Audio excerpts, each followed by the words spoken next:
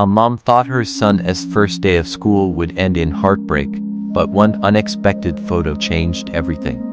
Laura Bennett had been dreading this moment for weeks. Her son, Mason, was starting secondary school. He was just 11 years old, but his life had already been anything but normal. Mason had a rare condition that most people had never even heard of. Since birth, he'd had 22 operations. Some of them were to help him breathe properly, some to fix bones that hadn't grown right. All of them had left scars on his body and in his mom's heart. But it wasn't just the surgeries.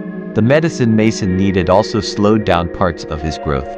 It made him smaller than the other kids his age. It changed the way he spoke. It even made his voice sound younger.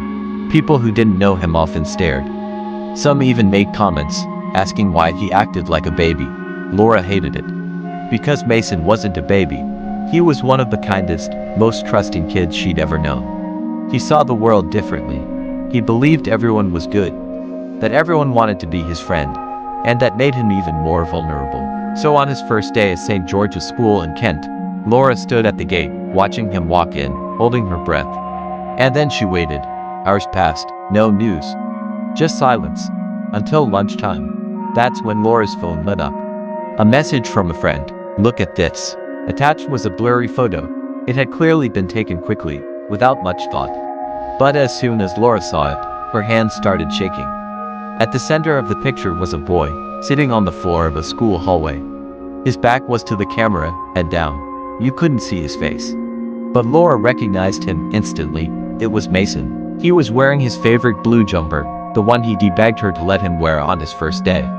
The way he sat, curled up slightly with his knees in, was something only a mom would know. But it wasn't just Mason in the photo. Next to him, crouched on the ground, was a man. A tall man in a dark uniform, one hand gently resting on Mason's back, the other arm wrapped around his shoulders. It was Mr. Thomas, the school's new safety officer. Laura's eyes filled with tears. What had happened? Why was Mason sitting on the floor?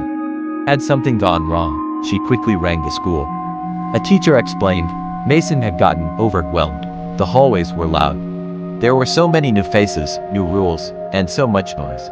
He didn't know where to go. He felt lost. He froze up and sat down in the middle of the corridor. But instead of brushing past him, Mr. Thomas had stopped. He didn't tell him to get up. He didn't ask him why he was being silly.